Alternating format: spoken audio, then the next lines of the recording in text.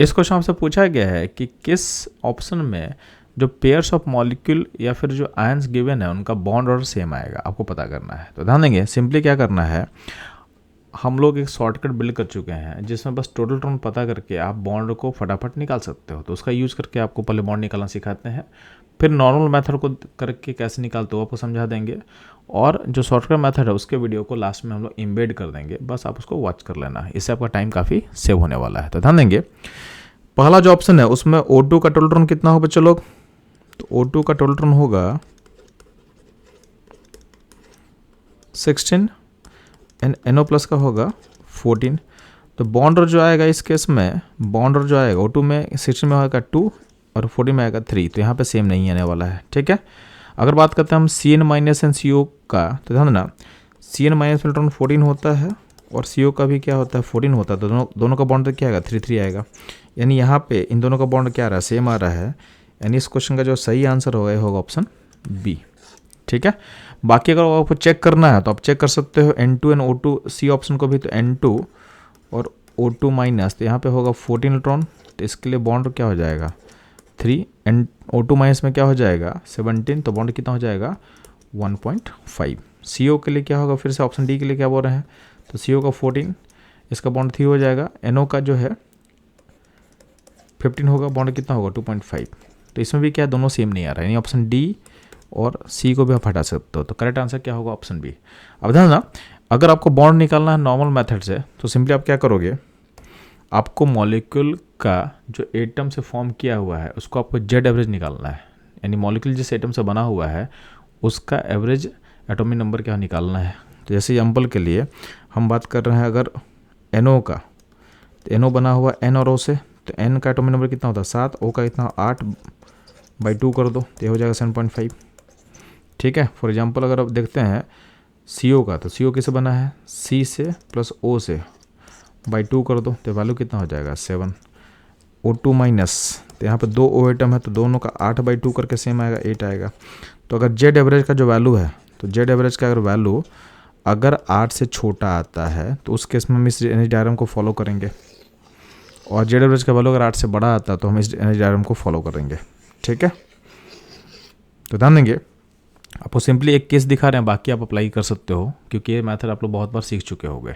ठीक है, तो जैसे एग्जांपल के लिए हम लोग फॉलो कर रहे हैं इस बार O2 माइनस के लिए, तो O2 माइनस के लिए हम इसको अप्लाई कैसे करेंगे, तो O2 माइनस में इलेक्ट्रॉन कितना होगा 17, इसका जेड एवरेज का वैल्यू 8 है, मतलब हम इस ऑर्डर को फॉलो करने वाले हैं। अब इसको फिलअप कर लो, तो 1 2 3 4 5 6 7 8 9 10, यहाँ पे चूँकि दोनों का एनर्जी सेम है तो यहाँ पे हम फॉलो करेंगे हुनसोल, तो यहाँ पे हो जाएगा 11 12 13 14 15 16। ठीक है, एंड 17, तो ये हो जाएगा आपका O2 माइनस का फिलअप। अब हमको बॉन्ड निकालना है, तो बॉन्ड के लिए सिंपली क्या करना है, total bonding minus total anti bonding में 2 कर देंगे। तो यहाँ पे ध्यान देंगे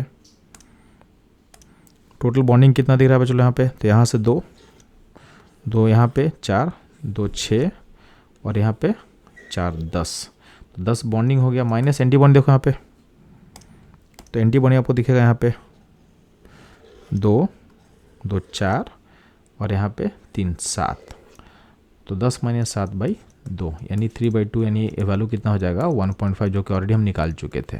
ठीक, अब ध्यान देंगे इसको एक और तरीके से निकाल सकते हैं, तो बॉन्ड निकालने का एक और तरीका आपको क्या समझाया जा चुका है अभी तक।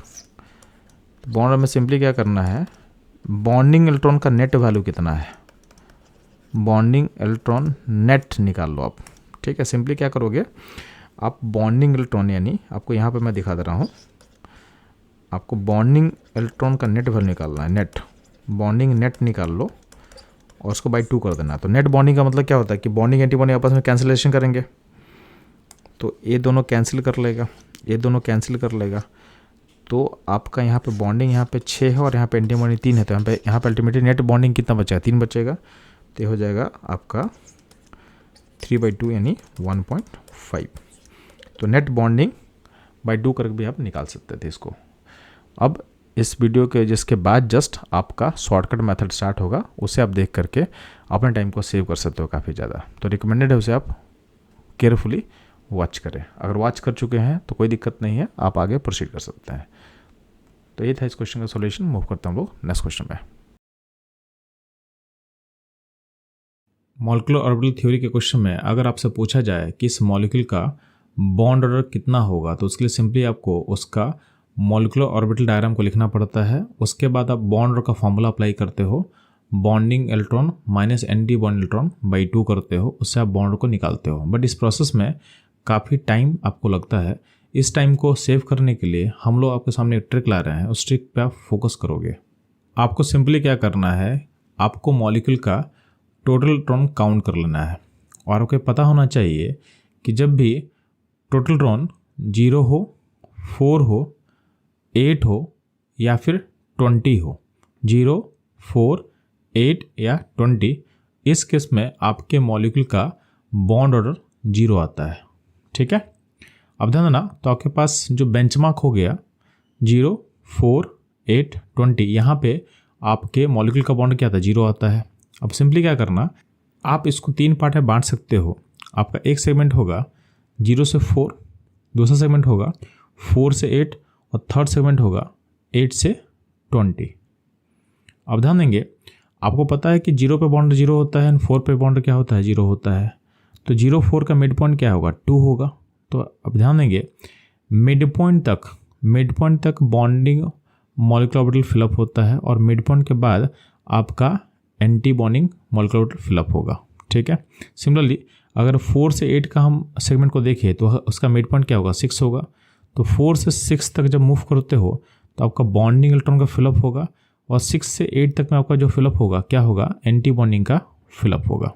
ठीक है, अगर हम बात करते हैं 8 से 20 का जो सेगमेंट है उसमें क्या होगा, उनका मिड पॉइंट क्या होगा, 14 आएगा। तो टिल 14 तक आपका बॉन्डिंग ऑर्बिटल फिलअप होता है और 14 के बाद यानी 15 ऑनवर्ड्स टिल 20 तक आपका फिलअप होगा एंटी बॉन्डिंग इलेक्ट्रॉन। आपको सिंपली पता होना चाहिए कि बॉन्ड ऑर्डर का फॉर्मूला क्या होता है, bonding electron minus anti bond electron divided by 2। इसको आप ध्यान से एनालाइज करो तो इसको आप 2 पार्ट में अलग कर सकते हो, bonding electron by 2 minus anti bond electron by 2। अब इसको एनालाइज करके आप देख सकते हो कि जब भी आप बॉन्डिंग इलेक्ट्रॉन को फिलअप करते हो तो आपका बॉन्ड क्या होता है, इंक्रीज करता है। कितने से इंक्रीज करता है, 0.5 से इंक्रीज करता है। और जब भी आप एंटी बॉन्ड इलेक्ट्रॉन को फिलअप करोगे तो उससे आपका बॉन्ड क्या होगा, डिक्रीज करेगा। कितने डिक्रीज करेगा, तो 0.5 से डिक्रीज करता है। ठीक है, अब इस लॉजिक को हम अप्लाई करते हैं अपने सेगमेंट्स में। तो आपके पास 0 से लेकर 20 तक का जो सेगमेंट था उसको हम 3 पार्ट में बांट चुके हैं। कैसे बांट चुके हैं, 0 से 4, 4 से 8 एंड 8 से 20। तो 0 से 4 में आपका जो मिड पॉइंट है 2 है, 2 तक आपका बॉन्ड इलेक्ट्रॉन फिलअप होगा। तो आपको पता है कि 0 इलेक्ट्रॉन जब होता है तो उसके से बॉन्ड क्या होता है, 0 होता है। जब आप पहला इलेक्ट्रॉन डालोगे तो फर्स्ट इलेक्ट्रॉन यानी जब डालो तो कहाँ जाएगा, बॉन्डिंग में। तो आपका बॉन्ड क्या हो जाएगा, 0.5 हो जाएगा क्योंकि बॉन्डिंग में आ रहा है। सेकेंड जो इलेक्ट्रॉन डालोगे तो ही बॉन्डिंग में आएगा, तो फिर से बॉन्ड क्या होगा, 0.5 से बढ़ेगा, यानी इसके से बॉन्ड क्या आ जाएगा, 1 आ जाएगा। ठीक है, मिड पॉइंट के बाद जब आप मूव करते हो तो जब थर्ड इलेक्ट्रॉन आप डालोगे तो थर्ड इलेक्ट्रॉन कहाँ जाएगा, एंटी बॉन्डिंग में जाएगा। तो आपका बॉन्ड क्या होगा, 0.5 से घटेगा। ठीक है, यानी बॉन्ड क्या हो जाएगा, 0.5 हो जाएगा। और जब फोर्थ पे जाओगे तो भी एंटी बॉन्ड में जाएगा तो क्या होगा, आपका बॉन्ड फिर से 0.5 घटाएगा, यानी क्या हो जाएगा, बॉन्ड 0 हो जाएगा। ठीक है, तो ये हो गया पहला सेगमेंट। अगर हम सेकंड सेगमेंट का बात करते हैं 4 से लेकर 8 तक का, तो उसका मिड पॉइंट क्या होता है, 6 होता है। तो जब आप फिफ्थ इलेक्ट्रॉन डालते हो तो कहाँ जाएगा, बॉन्डिंग में। तो फिर से बॉन्ड क्या होगा, 0.5 से बढ़ेगा, यानी बॉन्ड क्या हो जाएगा, फिफ्थ का 0.5। 6 फिर से जाएगा बॉन्डिंग में तो कहाँ जाएगा, उसका बॉन्ड क्या हो जाएगा, 1। ठीक है, 7 जो इलेक्ट्रॉन जाएगा कहाँ जाएगा, एंटी बॉन्डिंग में, तो उसका बॉन्ड क्या हो, 0.5 से घटेगा, यानी बॉन्ड क्या हो जाएगा, 0.5 हो जाएगा। और 8 जो है हो जाएगा एंटी बॉन्डिंग में, तो क्या होगा, बॉन्ड क्या हो जाएगा, 0 हो जाएगा। ठीक है, तो ये हो गया आपका सेकंड सेगमेंट। हम बात करते हैं लास्ट सेगमेंट का। तो 8 से लेकर 20 का जो सेगमेंट है उसका मिड पॉइंट क्या है, 14 है। तो 8 के बाद 9th ऑनवर्ड्स आपका इलेक्ट्रॉन कहाँ जाएगा, बॉन्डिंग में। ठीक है, तो 9th इलेक्ट्रॉन जो जाएगा वो जाएगा बॉन्डिंग में, तो बॉन्ड क्या होगा, 0.5। 10 में क्या फिर से बॉन्ड जाएगा, क्या होगा, हो जाएगा 1। 11 जो इलेक्ट्रॉन है वो जाएगा फिर से बॉन्डिंग, तो क्या हो जाएगा, 1.5। 12 में क्या हो जाएगा, 2। 13 में क्या हो जाएगा, 2.5। 14 में क्या हो जाएगा, 3। तो ये हो गया 14 तक। 14 के बाद जो इलेक्ट्रॉन जाएगा एंटी बॉन्डिंग में, तो क्या होगा, बॉन्ड घटाएगा 0.5 से। तो 15 में क्या होगा, बॉन्ड आपका 2.5। 16 हो जाएगा 2। 17 होगा 1.5। 18 का 1, 19 का 0.5 एंड 20 हो जाएगा 0।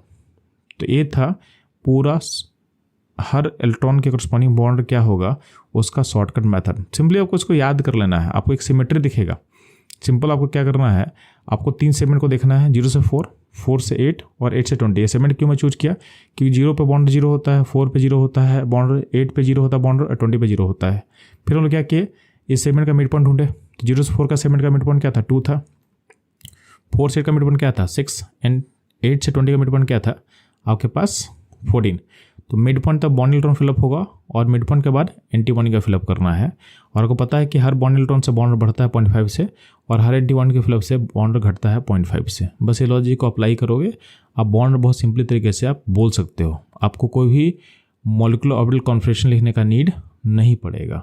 इस मेथड में आप टाइम इन्वेस्ट करके अपने काफ़ी टाइम को सेव कर सकते हो, जो आपके एग्जाम में काफ़ी हेल्पफुल रहेगा। इस तरह के इंटरेस्टिंग कंटेंट्स के लिए हमारे साथ बने रहें। मिलते हैं हम लोग नेक्स्ट वीडियो में।